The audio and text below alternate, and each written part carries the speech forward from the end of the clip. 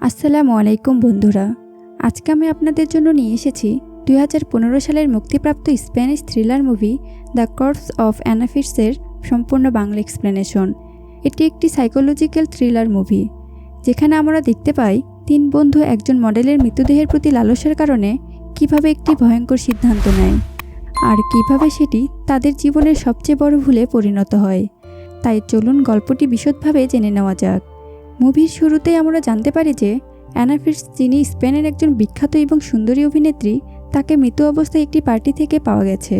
তার মৃত্যু নিয়ে মিডিয়াতে বেশ আলোচনা হচ্ছে, কারণ তিনি শুধু একজন সফল অভিনেত্রী নন, বরং তার সৌন্দর্যের জন্য ভক্তদের কাছে খুব জনপ্রিয় ছিলেন।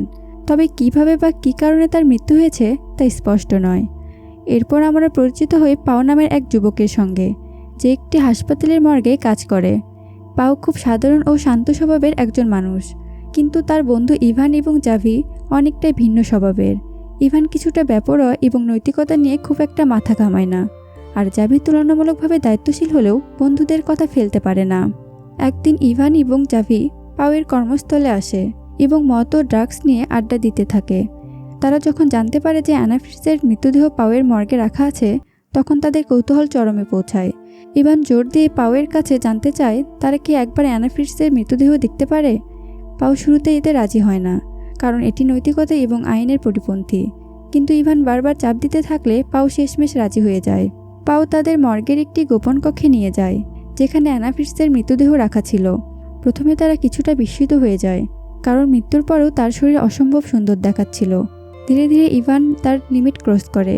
সে অনেক বেশি অনৈতিক কিছু করার জন্য আগ্রহী হয়ে ওঠে। ইভান প্রথমে পাওকে প্ররোচনা দেয় এবং এক পর্যায়ে পাও বাধ্য হয়। এরপর ইভান আরও এক ধাপ এগিয়ে যায় এবং একের পর এক অনৈতিক কাজ ঘটতে থাকে। এক কথায় তারা বলা বাহুল্য অনৈতিক কাজ করতে শুরু করে। আর এখানেই মুভির সবচেয়ে অস্বস্তিকর এবং ভয়ঙ্কর মুহূর্তগুলো সূচনা হয়। যখন তারা একের পর এক এই বিকৃত কাজগুলো করছিল, তখন হঠাৎই অ্যানা ফিটজের চোখ খুলে যায়। মৃত্যু মনে করে এই নারী আসলে মারা যায়নি, সে জীবিত, কিন্তু এতক্ষণ অচেতন ছিল। এই দৃশ্য দেখে পাও, ইভান এবং জাভি সবাই আতঙ্কিত হয়ে পড়ে। তারা বুঝতে পারে যে অ্যানা ফিটজ সব কিছু দেখে ফেলেছে এবং সে বাইরে গিয়ে পুলিশকে জানালে তারা সবাই ধরা পড়ে যাবে। এই আতঙ্ক থেকে ইভান সিদ্ধান্ত নেয় যে তাদের অ্যানা ফিটজকে সত্যি মেরে ফেলা উচিত, যাতে সে সত্যি বলে দিতে না পারে। জাভি প্রথমে ইভানের সঙ্গে একমত হতে চায় না, কারণ সে এত দূর যেতে রাজি নয়। কিন্তু ইভান স্পষ্ট জানিয়ে দেয় এটাই একমাত্র উপায়। পাও ভয় পায়, কিন্তু সে অ্যানা ফিটজকে মেরে ফেলতে চায় না। জাভি প্রতিবাদ করলে ইভান তার উপরে চড়াও হয় এবং তাদের মধ্যে মারামারি শুরু হয়। এক পর্যায়ে ইভান এতটাই ক্ষিপ্ত হয়ে ওঠে যে সে জাভির মাথায় আঘাত করে।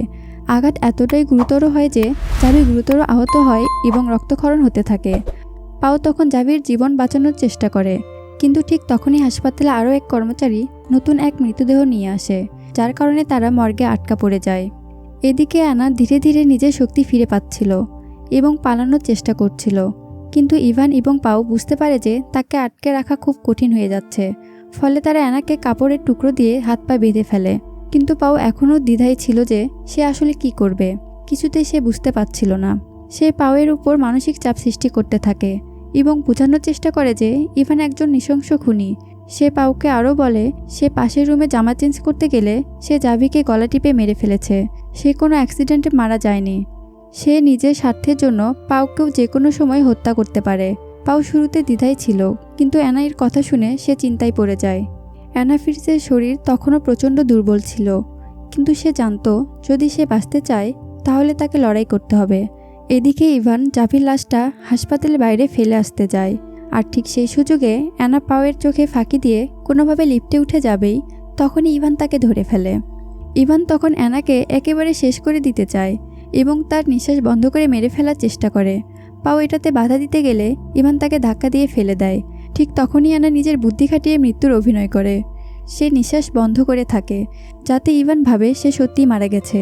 ইভান নিশ্চিত হওয়ার জন্য পায়ের সাহায্যে মৃতদেহটি ঠিক আগের মতো করে শুয়ে রাখে, আর চারদিকে সব কিছু গুছিয়ে পরিষ্কার করে রাখে, যেন কেউ কিছু বুঝতে না পারে যে এই রুমে এতক্ষণ কি হয়েছিল। এরপর তারা দুজন সেই মর্গ থেকে বাইরে বেরিয়ে যায়। কিন্তু হঠাৎ ইভান লক্ষ্য করে তার ওয়ালেটটা হারিয়ে গেছে, যেখানে তার আইডি কার্ডটা ছিল। ইভান যখন তার ওয়ালেট খুঁজতে ফিরে আসে, তখন সে দেখে অ্যানা ফিটজ আবারও উঠে দাঁড়িয়ে আছে। তখন আবার সে যখন অ্যানাকে মারার জন্য এগিয়ে যাচ্ছিল, তখন পাও তাকে বাধা দেয়, ফলে সে পাওকেও মারতে থাকে। মারামারির এক পর্যায়ে অ্যানা আত্মরক্ষার জন্য ইভানের ওপর ঝাঁপিয়ে পড়ে। সে পাশের একটি ধারালো যন্ত্র তুলে নিয়ে ইভানের গলায় আঘাত করে। ইভান ধীরে ধীরে মাটিতে পড়ে যায় এবং প্রচণ্ড রক্তক্ষরণ হতে থাকে। পাও এই দৃশ্য দেখে আতঙ্কিত হয়ে পড়ে, কিন্তু অ্যানা তখন তার দিকে এগিয়ে আসে, তাকেও ছুরি মেরে হত্যা করে। তার চোখে এখন আর কোনো ভয় নেই, বরং এক অদ্ভুত শূন্যতা। কিন্তু এই নীরবতা অনেক কিছু বলে দেয়। সে সত্যিই বেঁচে থাকার যোগ্য ছিল, আর যারা তাকে কষ্ট দিয়েছে তাদের শাস্তি সে নিজেই দিয়ে দিয়েছে। The corpse of Anna Fitz শুধুমাত্র একটি সাধারণ থ্রিলার মুভি নয়, এটি আমাদের সমাজের কিছু ভয়ঙ্কর বাস্তবতার প্রতিচিত্র। মানুষের অন্ধ কৌতূহল, নৈতিকতা বিসর্জন এবং ক্ষমতার অপব্যবহার কীভাবে ধ্বংস ডেকে আনতে পারে তা এই মুভির মাধ্যমে স্পষ্ট হয়। এটি আমাদের মনে করিয়ে দেয় যে পাপের ফল কখনোই মধুর হয় না। আশা করি এই ব্যাখ্যাটি আপনাদের ভালো লেগেছে, তাই একটি লাইক এবং শেয়ার করে বন্ধুদের জানিয়ে দিন। আর যদি আপনারা আরও মুভি এক্সপ্লেনেশন চান তাহলে অবশ্যই কমেন্ট করে জানাবেন, আর অবশ্যই সাবস্ক্রাইব করে বেল বাটনটি বাজিয়ে দিবেন। ধন্যবাদ।